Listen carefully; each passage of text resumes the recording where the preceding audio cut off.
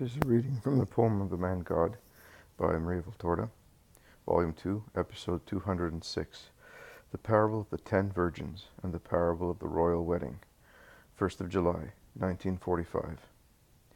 Jesus is speaking in the presence of Johannan's peasants, of Isaac, and many disciples of the women, amongst whom there is the Blessed Virgin Mary and Martha, and of many people from Bethany.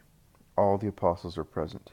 The boy sitting in front of Jesus does not miss one word. I think Jesus has just begun to speak because people are still arriving. Jesus says, "It is because of this sensation of fear that I realize is so sharp in you that today I wish to tell you a sweet parable. Sweet for the men of goodwill, bitter for the others, but the latter can remove the bitterness. Let them become men of goodwill, and the reproach, provoked in their consciences by the parable, will no longer exist. The kingdom of heaven is the house of the nuptials of God with the souls. The moment a soul enters it is the day of the nuptials. Now listen, it is a custom with us that virgins escort the bridegroom when he arrives, to take him with lights and songs to the nuptial house together with his sweet bride. When the procession leaves the house of the bride, who, wearing a veil and deeply moved, turns her steps to the place where she will be queen, that is, to a house which is not hers, but will become hers the moment she becomes one body with her husband, the procession of the virgins, who are generally friends of the bride, runs to meet the happy couple, forming a circle of lights around them. Now it happened that in a town there was a wedding. While the bride and bridegroom were making merry with relatives and friends in the house of the bride, 10 virgins went to their place, that is, to the hall in the groom's house, to be ready to go out and meet him when the sound of cymbals and songs warned them that the young couple had left the bride's house to come to the groom's. But the feast in the house of the nuptials was protracted, and night fell. As you know, the virgins always keep their lamps lit, so that they do not waste time at the right moment. Now, of these 10 virgins, 5 were wise, and 5 were foolish, and all their lamps were lit and shining. The wise ones, full of wisdom, had provided themselves with small flasks full of oil, to fill up their lamps in the event they should have to wait longer than expected, whereas the foolish ones only filled their little lamps. 1 hour went by after the other. Cheerful conversation, tales and jokes made their waiting pleasant, but later they did not know what to say or what to do, and, weary and tired, the 10 girls sat down more comfortably, and slowly fell asleep with their lamps lit, and close to them. At midnight a cry was heard, "The bridegroom is coming, go and meet him."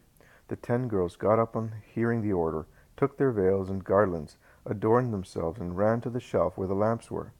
The light of the 5 of them was already fading. The wicks, no longer sustained with oil, which was finished, were smoky. Their light was becoming fainter and fainter, and they would go out at the least whiff of air, whereas the flames of the other 5 lamps, which had been refilled by the wise virgins before they fell asleep, were still bright, and became even brighter when more oil was added to the lamps. "Oh," begged the foolish girls, "give us some of your oil, otherwise our lamps will go out as soon as we move them. Yours are already so beautiful." But the wise virgins replied, "The wind is blowing in the night outside, and heavy drops of dew are falling. There is never enough oil to give a flame strong enough to withstand the wind and dampness. If we give you some, also our lights will begin to fade away, and the procession of the virgins would be really a sad one without the flickering flames of lamps. Go, run to the nearest vendor, beg, knock, make him get up to give you some oil."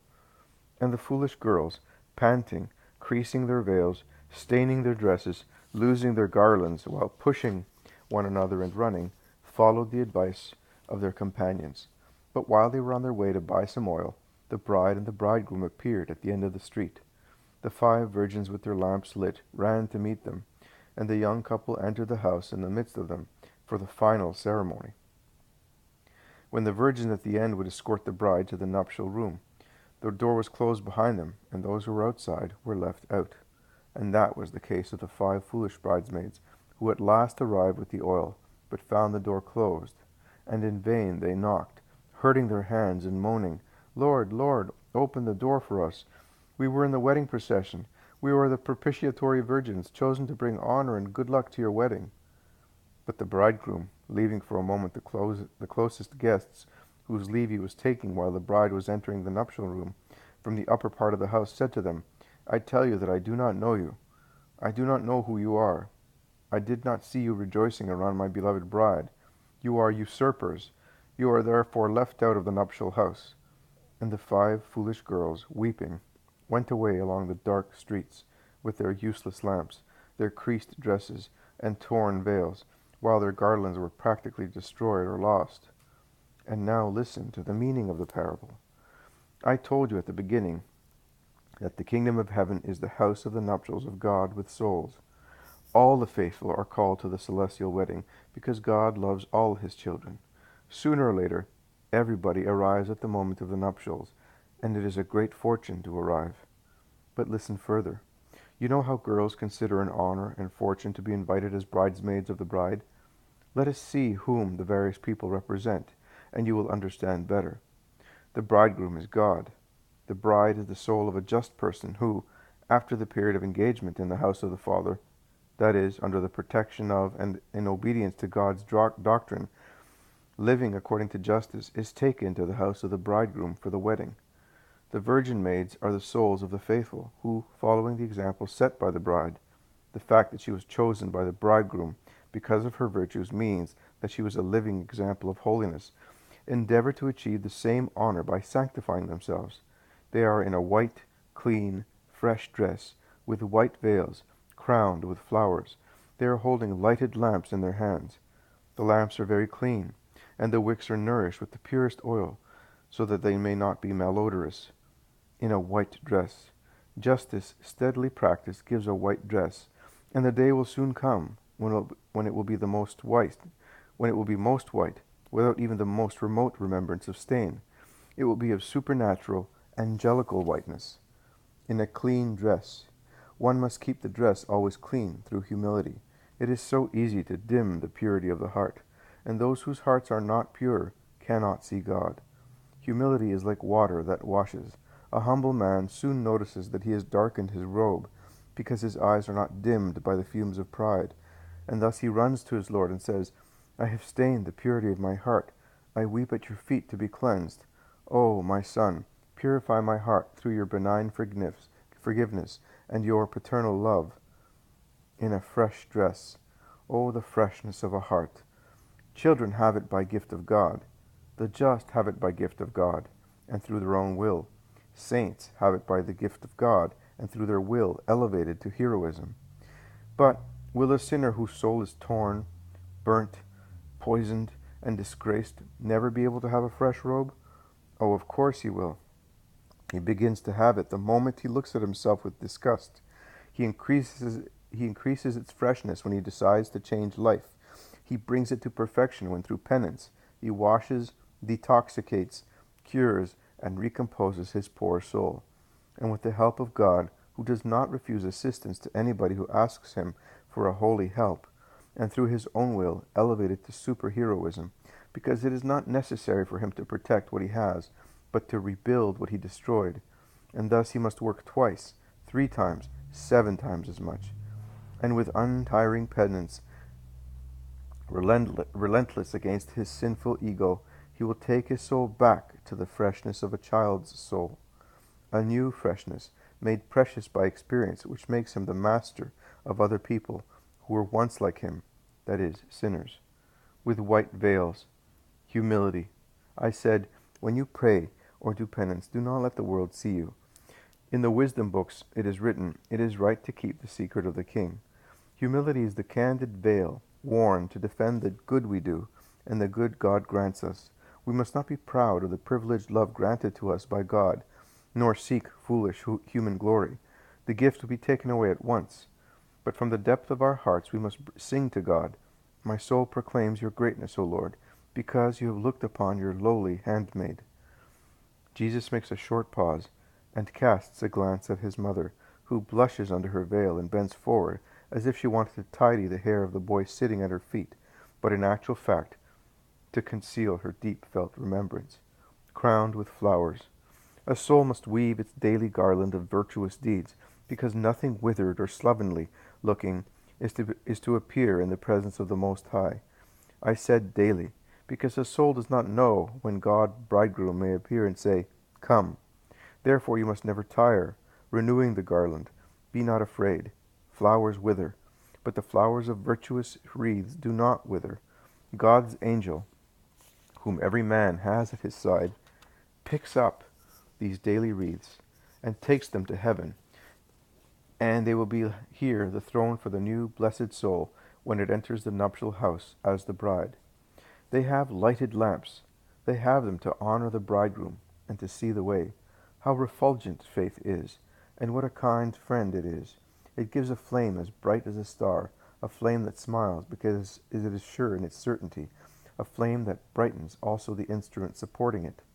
Also the flesh of man, nourished with faith, seems to become brighter and more spiritual, even in this world, free from premature withering, because he who believes holds on to God's words and commandments in order to possess God, his ultimate aim, and therefore he shuns corruption, is not perturbed or afraid, feels no remorse, is not compelled to make an effort to remember lies or to conceal evil deeds, and remains young and handsome by means of the beautiful incorruptibility of saints, flesh and blood, mind and heart, free from lust, to contain the oil of faith, to give light without smoke. A constant will to feed that light forever. Everyday life, with its disappointments, ascertainments, contacts, temptations, disagreements, tends to diminish faith. No, it must not happen. Go every day to the source of the sweet, sapiential oil of God. A lamp with little oil can be put out by the least puff of wind, or by the heavy dew of the night. The night, the hour of darkness, of sin, of temptation, comes for everybody. It is night for the soul. But if the soul is filled to the brim with faith, its flame cannot be put out by the wind of the world, or by the fog of sensuality. And finally, vigilance, vigilance, vigilance. He who is unwarily trustful and says, Oh, God will come on time while my light is still on, and makes up his mind to go to sleep instead of keeping awake, and goes to sleep without providing what is necessary to get up and be ready at the first call, and he who waits until the last moment to procure the oil of faith or the strong wick of good will runs the risk of being left out when the bridegroom arrives. Be vigilant, therefore, with prudence, perseverance, purity, confidence, so that you may be always ready for God's call, because you really do not know when he will come. My dear disciples, I do not want you to be afraid of God. On the contrary, I want you to have faith in his goodness. Both you who will remain here and you who will be going away must consider that, if you do what the wise virgins did, you will be invited not only to escort the bridegroom, but like the virgin Esther, who became queen in the place of Vashti, you will be chosen and elected to be brides, as the bridegroom found more approval and favor with you than with anybody else. I bless you who are about to go away. Take my words with you for yourselves and for your companions. May the peace of the Lord be always with you. Jesus goes near the peasants to say goodbye to them once more, but John of Endor whispers to him, Master, Judas is here now. Does not matter. Take them to the wagon and do as I told you. The people at the meeting slowly go away. Many talk to Lazarus, and Lazarus turns towards Jesus, who, after leaving the peasants, was going towards him, and says, Master, before leaving us, speak to us again. It is the desire of the hearts of the people of Bethany. Night is falling, but it is placid and serene. If you wish to gather on the mown hay, I will be speaking to you before leaving this friendly town. Or we can meet tomorrow at dawn, because the hour of farewell has come. Later, this evening, they all shout. As you wish. Go now. I will speak to you halfway through the first watch. And in fact, untiring, Jesus sets out towards the middle of a recently mown meadow, on which the withering hay forms a sweet-smelling, soft rug, while the sun sets, and also its glow disappears, and crickets begin their uncertain, solitary chirping. He is followed by the apostles, the Marys, Martha and Lazarus, and their household, Isaac and his disciples, and I would say by all the people of Bethany. Among the servants there is the old man and the woman, the two who on the Mount of Beatitudes found comfort for the rest of their days. Jesus stops to bless the patriarch, who kisses his hand weeping, and caresses the boy walking beside Jesus, and says to him, "You are happy that you can follow him all the time. Be good. Be careful, son. You are very lucky indeed. A crown is suspended over your head. You are blessed." When they are all settled, Jesus begins to speak. After the departure of our dear friends, who needed to be confirmed in the hope, nay, in the certainty that little knowledge is required to be admitted to the kingdom, that only a minimum truth of which one's good will may work is sufficient, I will now speak to you, who are much happier than they are, because you enjoy much more material comfort, and you have greater help from the Word. Only by thought I can extend my love to them. Here, my love reaches you also through my Word. Therefore you are to be treated both here on the earth and in heaven with greater strength, because more will be asked of those to whom more was given. They, the poor friends who are going back to their prison, have the least welfare, and, on the contrary, the greatest sorrow. Therefore there are only promises of benignity for them, because anything else would be superfluous. I solemnly tell you that their lives are penance and holiness, and nothing else is to be imposed upon them. And I also solemnly tell you that, like wise virgins, they will not let their lamps go out until the hour they are called. Let them go out? No. The light of their lamps is the only good they possess. They cannot let it go out. I solemnly tell you that as I am in the Father, so the poor are in God. That is why I, the Word of the Father, wanted to be born poor and to remain poor, because amongst the poor I feel closer to the Father, who loves the least people and is loved by them with all their strength. The rich have many things. The poor have but God. The rich have friends. The poor are alone. The rich have many comforts. The poor have none. The rich have many distractions. The poor have but their work. Money makes everything easy for the rich. The poor have also the cross of having to be afraid of diseases and famine, because they mean starvation and death to them. But the poor have God, their friend, their comforter, he who distracts them from their painful present by means of heavenly hope, he to whom man can say, and they know how to say it, because they are poor, humble, alone, "Father, support us in your mercy."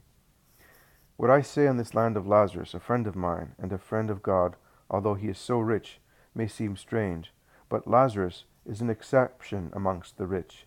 Lazarus has been successful in achieving that most difficult virtue to be found on the earth, and even more difficult to be practiced when it is recommended by other people, the virtue of freedom from wealth. Lazarus is just. He does not feel offended. He cannot be offended, because he knows that he is the rich poor man, and thus my concealed reproach does not affect him. Lazarus is just, and he knows that the world of great people is as I say.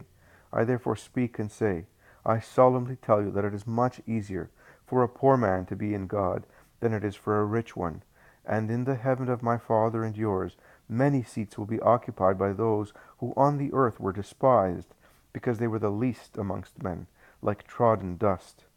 The poor keep in their hearts the pearls of the words of God. They are their only treasures. Who has only one precious thing watches over it. Who has many is bored and absent-minded, proud and sensual. That is why he does not admire with humble loving eyes the treasure given by God, and confuses it with other treasures, only apparently precious, treasures which are the riches of the earth. And he thinks, it is only out of kindness that I accept the words of one who is like me flesh-wise, and by means of strong flavors of sensuality he blunts his capability of savoring what is supernatural. Strong flavors, yes, very spicy to disguise their stench and their putrid flavor. But listen, and you will understand better how worldly cares, riches, and orgies prevent one from entering the kingdom of heaven. Once, a king celebrated the wedding of his son.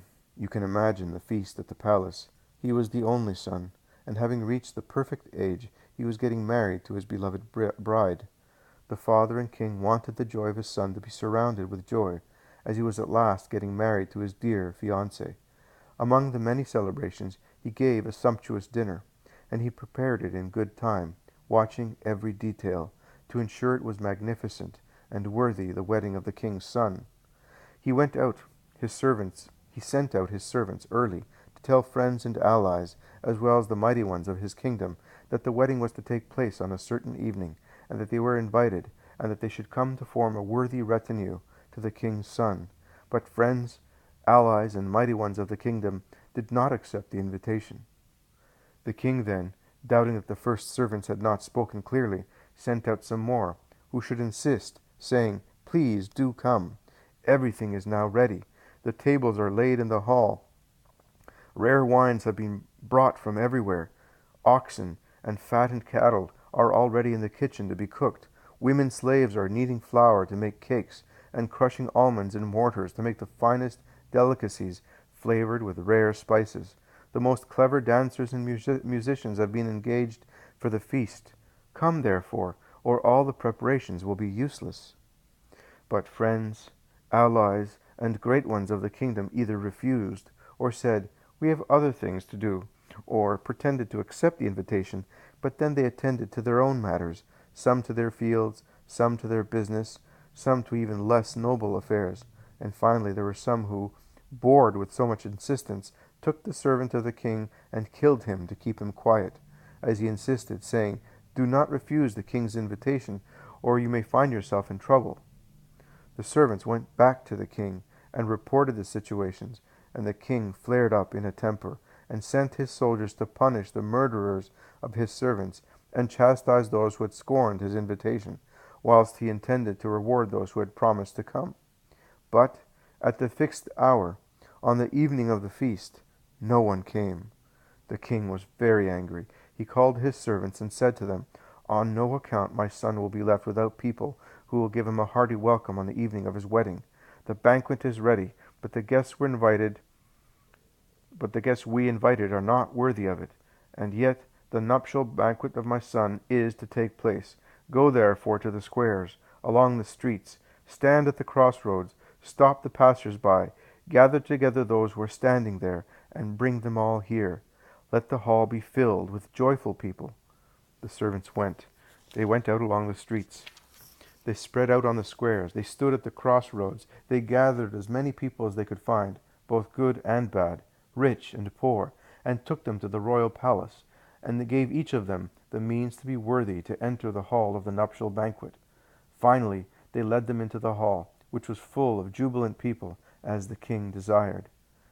But when the king went into the hall to see whether the feast could begin, he saw one man who, notwithstanding the assistance given to him by the servants, was not wearing a wedding garment. He asked him, "How did you get in here without a wedding garment?" And the man did not know what to say, because he had no excuse. The king then called his servants and said to them, "Take this man, bind him hand and foot, and throw him out of my palace into the dark and icy mud.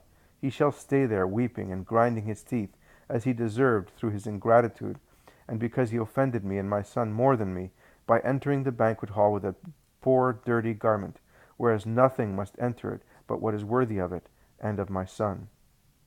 As you can see, worldly cares, avarice, sensuality, cruelty bring down the king's wrath on people, and cause the children of such cares never to enter again the palace of the king. And you can also see how among those who were invited for the sake of his son, some were punished. How many there are nowadays in this land to whom God has sent his word.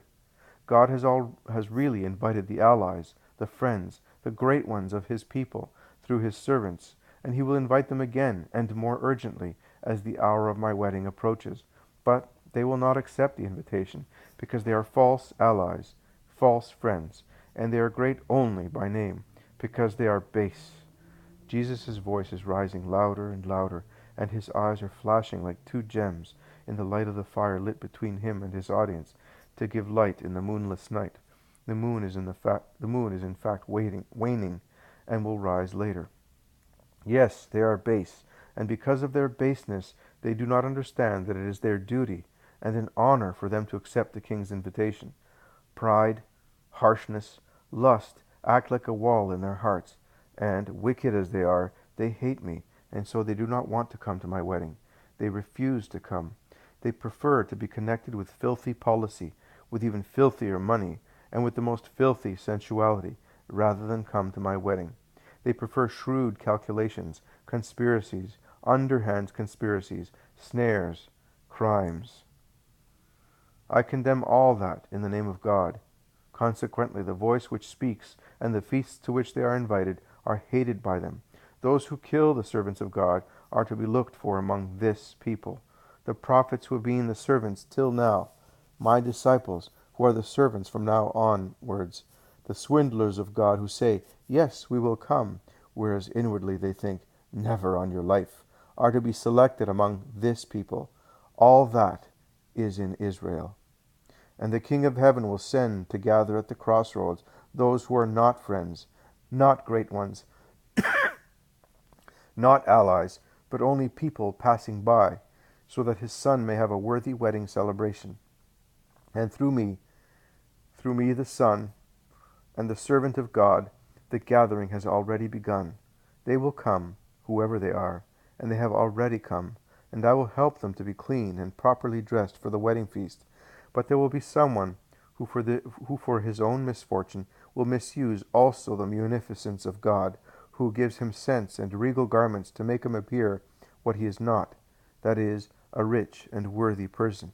And he will take abominable advantage of such bounty to seduce and make a profit. An individual with a wicked soul, embraced by the revolting octopus of all vices, and he will embezzle sense and garments to make an unlawful profit, as he will not use them for the wedding of the Son, but for his own wedding with Satan. All that will happen because many are called, but few are those who, knowing how to persevere in their vocation, are chosen. But it will also happen that those hyenas who prefer putrid food to living nourishment will be punished by being thrown out of the banquet hall into the dark and mud of an eternal pond, in which Satan grins horribly at each triumph over a soul, and where there is an eternal sound of desperate weeping of the mad people who followed crime instead of following bounty, who had called them. Get up, and let us go and rest. I bless you, citizens of Bethany. I bless you all, and I give you my peace. And I particularly bless you, Lazarus, my friend, and you, Martha. I bless my old and new disciples, whom I will be sending into the world to invite people to the wedding of the King. Kneel down, that I may bless you all. Peter, say the prayer that I taught you, and say it here, standing beside me, because that is how it is to be said by those who are destined by God for that task. They all kneel down on the hay. Only Jesus and Peter remain standing. Jesus, tall as he is most handsome in his linen robe, and Peter, in his dark brown tunic, deeply moved, says the prayer, almost trembling, in a voice which, although not beautiful, is manly, going very slow for fear he might make a mistake. Our Father. The sobs of men and women can be heard. Margium, kneeling just in front of Mary, who is holding his hands joined, is looking at Jesus with an angelical smile, and says in a low voice, Look, Mother, how lovely he is, and how lovely also my Father is. I seem to be in heaven. Will my mother be there watching?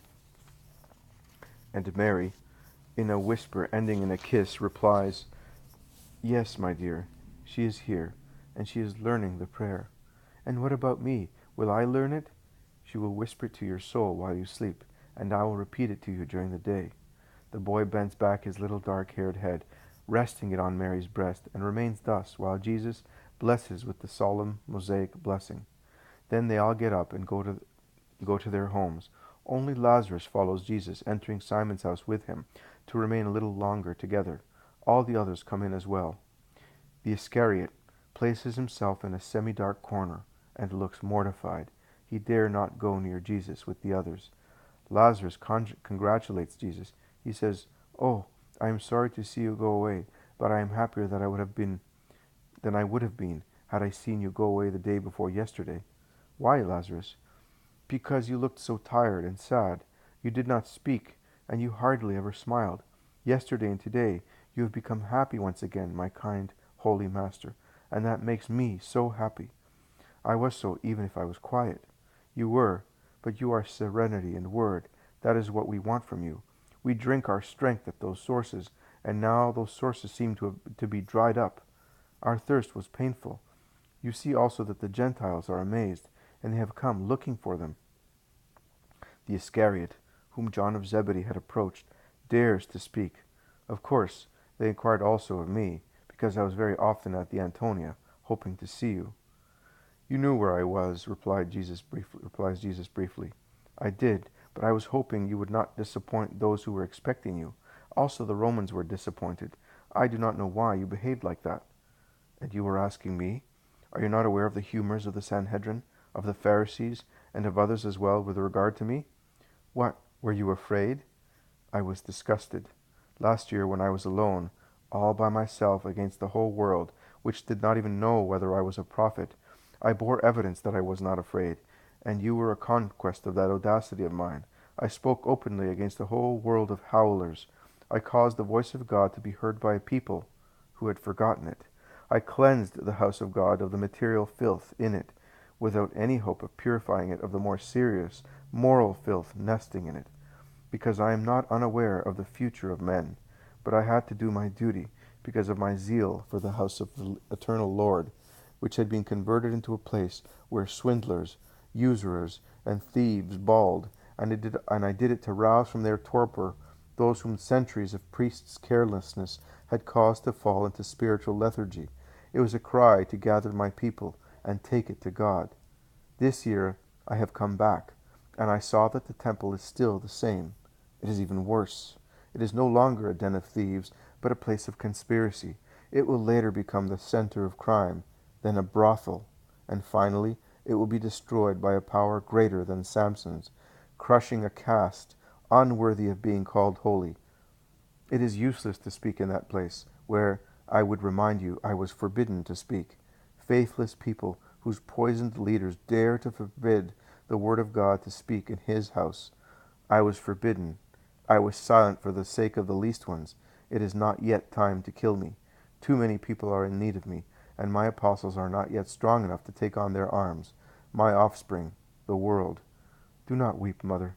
Forgive, good mother. Your sons need to tell the truth. Your sons need to tell those who wish to or may deceive themselves the truth that I know. I will be silent, but woe to those who cause God to be silent. Mother, Margium, do not weep. Please, let no one weep. But in actual fact, they are all weeping, more or less bitterly. Judas, as white as death, in his striped red and yellow robe, dares still to speak in a moaning, ridiculous voice. Believe me, master, that I am amazed and grieved. I do not know what you mean. I know nothing. It is true that I have not seen anyone of the temple. I have broken off contacts with everybody. But I say so, it must be true. But if you say so, it must be true. Judas, you have not seen Sadok either? Judas bends his head, grumbling. He is a friend. I met him as such, not as one of the temple. Jesus does not reply to him. He turns to Isaac and John of Endor, whom he gives more advice concerning their work. Meanwhile, the women comfort Mary, who is weeping, and the boy who was weeping, seeing Mary weep. Also Lazarus and the apostles are sad, but Jesus comes towards them. He is smiling, kindly, once again, and while embracing his mother and caressing the child, he says, And now I will say goodbye to you who are staying, because we are leaving tomorrow at dawn. Goodbye, Lazarus. Goodbye, Maximinus. Joseph, I thank you for your kindness to my mother and the women disciples, while waiting for me. Thank you for everything. Lazarus, bless once again Martha in my name. I will come back soon. Come, mother, to rest, and you too, Mary and Salome, if you wish to come. Of course we are coming, say the two Marys. Well, to bed. Peace to everybody. God be with you. He makes a gesture of blessing and goes out holding the boy by the hand and embracing his mother. The stay in Bethany is over.